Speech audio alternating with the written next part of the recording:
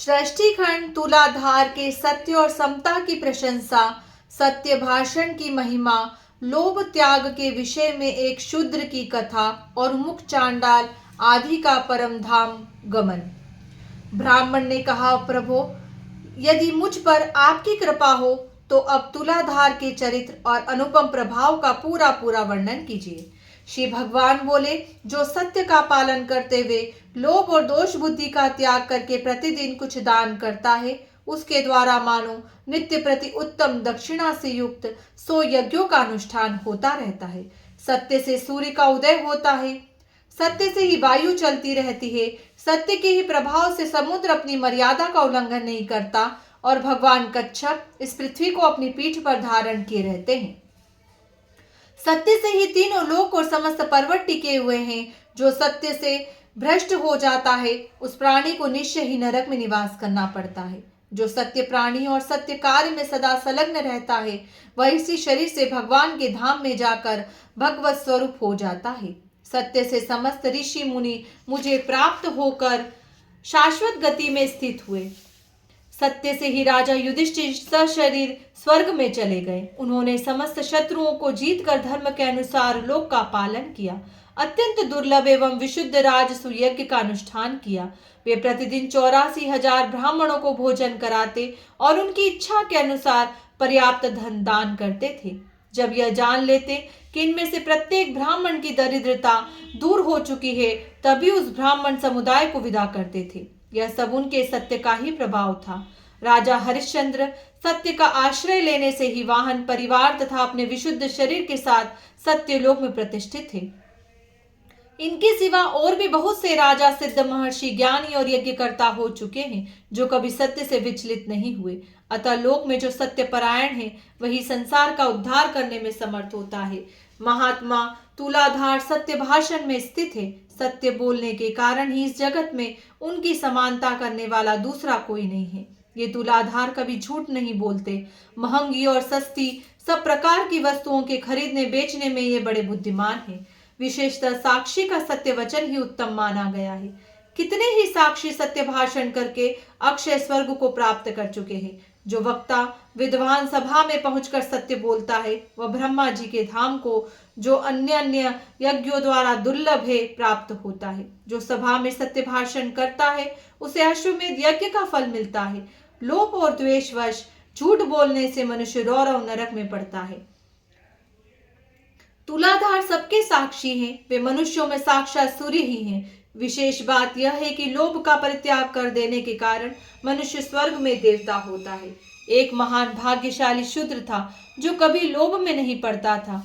वह साग खाकर, बाजार से अन्न के दाने चुनकर तथा खेतों से धान की बाने बीनकर बड़े दुख से जीवन निर्वाह करता था। उसके पास 2 फटे पुराने वस्त्र थे तथा वह अपने हाथों से सदा पात्र का काम लेता था। उसे कभी किसी वस्तु का लाभ नहीं हुआ, तथापि वह पराया धन नहीं लेता था। एक दिन में उसकी परीक्षा करने के लिए 2 नवीन वस्त्र लेकर गया और नदी के तीर पर एक कोने में उन्हें आदर पूर्वक रखकर अन्यंत्र जा खड़ा हुआ। शूद्र ने उन दोनों वस्त्रों को देखकर भी मन में लोभ नहीं किया और यह समझकर कि किसी और के पड़े होंगे, चुपचाप घर चला गया। तब यह सोचकर कि बहुत थोड़ा लाभ होने के कारण ही उसने इन वस्त्रों को नहीं लिया होगा, मैंने गुलर के फल में सोने का टुकड़ा डालकर उसे वहीं रख दिया। मगध प्रदेश, नदी का तट और कोने का निर्जन स्थान, ऐसी जगह पहुंचकर उसने उस अद्भुत फल को देखा। उस पर दृष्टि पड़ते ही वह बोल उठा, बस बस, यह तो कोई कृत्रिम विधान दिखाई देता है। इस समय इस फल को ग्रहण कर लेने पर मेरी अलोभवृत्ति नष्ट हो जाएगी। इस धन की रक्षा करने में बड़ा कष्ट होता है। यह अहंकार का स्थान है। जितना ही लाभ होता है, उतना ही लोभ बढ़ता जाता है। लाभ से ही लोभ की उत्पत्ति होती है। लोभ से ग्रस्त मनुष्य को सदा ही नरक में रहना पड़ता है। यदि यह गुणहीन द्रव्य मेरे घर में रहेगा तो मेरी स्त्री और पुत्रों को उन्माद हो जाएगा। उन्माद काम जनित विकार है। उससे बुद्धि में भ्रम हो जाता है। भ्रम से मोह और अहंकार की उत्पत्ति होती है। उनसे क्रोध और लोभ का प्रादुर्भाव होता है। इन सब की अधिकता होने पर तपस्या का नाश हो जाएगा। तपस्या का क्षय हो जाने पर चित्त को मोह में डालने वाला मालिन्य पैदा होगा। उस मलिनता रूप साकल में बंध जाने पर मनुष्य फिर ऊपर नहीं उठ सकता। यह विचार कर वह शूद्र उस फल को वहीं छोड़ घर चला गया। उस समय स्वर्गस्थ देवता प्रसन्नता के साथ साधु साधु कहकर उसकी प्रशंसा करने लगे। तब मैं एक क्षपण का रूप धारण करके उसके घर के पास गया और लोगों को उनके भाग्य की बातें बताने लगा। विशेषतः भूतकाल की बात बताया करता था। फिर लोगों के बारंबार आने जाने से समाचार सब ओर फैल गया। यह सुनकर शूद्र की स्त्री भी मेरे पास आई और अपने भाग्य का कारण पूछने लगी। तब मैंने तुरंत ही उसके मन की बात बता दी और एकांत में स्थित होकर कहा, महाभागे, विधाता ने आज तेरे लिए बहुत धन दिया था, किंतु तेरे पति ने मूर्ख की भांति उसका परित्याग कर दिया। तेरे घर में धन का बिल्कुल अभाव है, अतः जब तक तेरा पति जीवित रहेगा तब तक उसे दरिद्रता ही भोगनी पड़ेगी। इसमें तनिक भी संदेह नहीं है। माता, तू शीघ्र ही अपने घर जा और अपने पति से उस धन के विषय में पूछ। इस मंगलमय वचन को सुनकर वह अपने पति के पास गई और उस दुखद वृतांत की चर्चा करने लगी। उसकी बात को सुनकर शूद्र को बड़ा विस्मय हुआ। वह कुछ सोचकर पत्नी को साथ लिए मेरे पास आया और एकांत में मुझसे बोला, क्षपणक, बताओ तुम क्या कहते थे। क्षपणक बोला, तात, तुम्हें प्रत्यक्ष धन प्राप्त हुआ था, फिर भी तुमने अवज्ञापूर्वक तिनके की भांति उसका त्याग कर दिया। ऐसा क्यों किया? जान पड़ता है तुम्हारे भाग्य में भोग नहीं बंधा है। धन के अभाव में तुम्हें जन्म से लेकर मृत्यु तक अपने और बंधु बांधवों के दुख देखने पड़ेंगे। प्रतिदिन मृत्यु को किसी अवस्था भोगनी पड़ेगी। इसलिए शीघ्र ही उस धन को ग्रहण करो और निष्कंटक भोग भोगो। शूद्र ने कहा, क्षपणक, मुझे धन की इच्छा नहीं है। धन संसार बंधन में डालने वाला एक जाल है। उसमें फंसे हुए मनुष्य का फिर उद्धार नहीं होता। इस लोक और परलोक में भी धन के जो दोष हैं उन्हें सुनो। धन रहने पर चोर, बंधु बांधव तथा राजा से भी भय प्राप्त होता है। सब मनुष्य उस धन को हड़प लेने के लिए धनी व्यक्ति को मार डालने की अभिलाषा रखते हैं। फिर धन कैसे सुखद हो सकता है? धन प्राणों का घातक और पाप का साधक है। धनी का घर काल एवं काम आदि दोषों का निकेतन बन जाता है। अतः धन दुर्गति का प्रधान कारण है। शपनक बोला, जिसके पास धन होता है उसी को मित्र मिलते हैं। जिसके पास धन है उसके सभी भाई बंधु है। कुल, शील, पांडित्य, रूप, भोग, यश और सुख, ये सब धनवान को ही प्राप्त होते हैं। धनहीन मनुष्य को तो उसके स्त्री पुत्र भी त्याग देते हैं। फिर उसे मित्रों की प्राप्ति कैसे हो सकती है? जो जन्म से दरिद्र है वे धर्म का अनुष्ठान कैसे कर सकते हैं? स्वर्ग प्राप्ति में उपकार जो सात्विक यज्ञ कार्य तथा पोखरे खुदवाना आदि कर्म है वे भी धन के अभाव में नहीं हो सकते। दान संसार के लिए स्वर्ग की सीढ़ी है, किंतु निर्धन व्यक्ति के द्वारा उसकी भी सिद्धि होनी असंभव है। व्रत आदि का पालन, धर्मोपदेश आदि का श्रवण, पितृयज्ञ आदि का अनुष्ठान तथा तीर्थ सेवन, ये शुभ कर्म धनहीन मनुष्य के किए नहीं हो सकते। रोगों का निवारण, पथ्य का सेवन, औषधों का संग्रह, अपने शरीर की रक्षा तथा शत्रुओं पर विजय आदि कार्य भी धन से ही सिद्ध होते हैं। इसलिए जिसके पास बहुत धन हो उसी को इच्छा अनुसार भोग प्राप्त हो सकते हैं। धन रहने पर तुम दान से ही शीघ्र स्वर्ग की प्राप्ति कर सकते हो। शूद्र ने कहा, कामनाओं का त्याग करने से ही समस्त व्रतों का पालन हो जाता है। क्रोध छोड़ देने से तीर्थों का सेवन हो जाता है। दया ही जप के समान है। संतोष ही शुद्ध धन है। अहिंसा ही सबसे बड़ी सिद्धि है। शिलोच्छ वृत्ति ही उत्तम जीविका है। साग का भोजन ही अमृत के समान है। उपवास ही उत्तम तपस्या है। संतोष ही मेरे लिए बहुत बड़ा भोग है।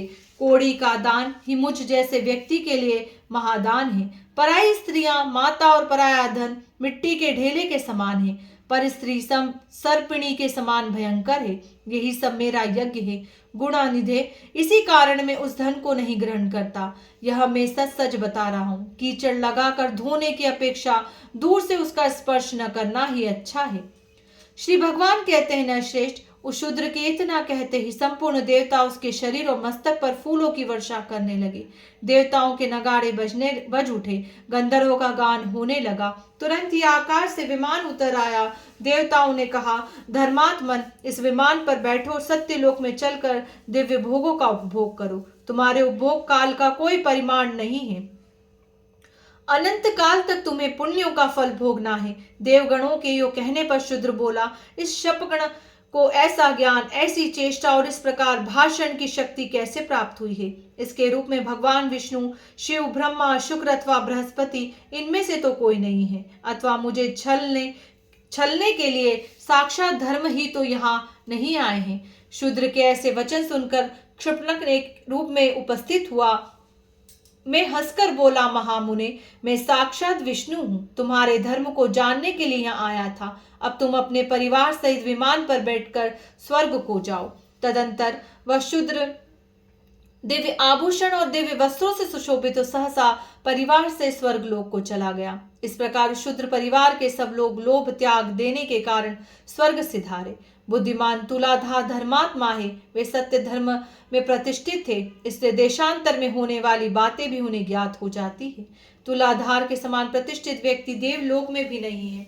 जो मनुष्य सब धर्मों में प्रतिष्ठित होकर इस पवित्र उपाख्यान का श्रवण करता है, उसके जन्म जन्म के पाप तत्काल नष्ट हो जाते हैं। एक बार के पाठ से उसे सब यज्ञों का फल मिल जाता है। वह लोक में श्रेष्ठ और देवताओं का भी पूज्य होता है।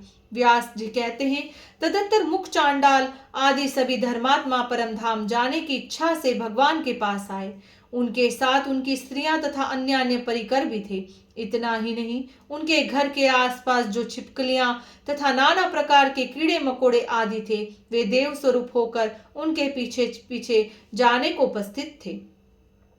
उस समय देवता, सिद्ध और महर्षिगण धन धनी के नारे लगाते हुए फूलों की वर्षा करने लगे। विमानों और वनों में देवताओं के नगाड़े बजने लगे। वे सब महात्मा अपने अपने विमान पर आरूढ़ हो विष्णु धाम को पधारे। ब्राह्मण नरोत्तम ने यह अद्भुत दृश्य देखकर श्री जनार्दन से कहा, देवेश मधुसूदन, मुझे कोई उपदेश दीजिए। श्री भगवान बोले, तात, तुम्हारे माता पिता का चित्त शोक से व्याकुल हो रहा है। उनके पास जाओ, उनकी यत्न पूर्वक आराधना करके तुम शीघ्र ही मेरे धाम में जाओगे। माता पिता के समान देवता देवलोक में भी नहीं है। उन्होंने शेष व काल में तुम्हारे घिनौने शरीर का सदा पालन किया है, उसका पोषण करके बढ़ाया है। तुम अज्ञान दोष से युक्त थे, माता पिता ने तुम्हें सज्ञान बनाया है। चराचर प्राणियों सहित समस्त त्रिलोकी में भी उनके समान पूज्य कोई नहीं है। व्यास जी कहते हैं, तदंतर देवगण, मुख चांडाल, पतिव्रता, शुभा, तुलाधार, वैश्य, सज्जना, द्रोहक और वैष्णव संत, इन पांचों महात्माओं को साथ ले प्रसन्नता पूर्वक भगवान की स्तुति करते हुए वैकुंठ धाम में पधारे। वे सभी अच्युत स्वरूप होकर संपूर्ण लोकों के ऊपर स्थित हुए। नरोत्तम ब्राह्मणों ने भी यत्न पूर्वक माता पिता की आराधना करके थोड़े काल में ही कुटुंब सहित भगवधाम को प्राप्त किया। शिष्यगण, यह 5 महात्माओं का पवित्र उपाख्यान मैंने तुम्हें सुनाया है। जो इसका पाठ अथवा श्रवण करेगा, उसकी कभी दुर्गति नहीं होगी। वह ब्रह्म हत्या आदि पापों से भी कभी लिप्त नहीं हो सकता। मनुष्य करोड़ों गोदान करने से जिस फल को प्राप्त करता है, पुष्कर तीर्थ और गंगा नदी में स्नान करने से उसे जिस फल की प्राप्ति होती है, वही फल एक बार इस उपाख्यान के सुनने मात्र से मिल जाता है।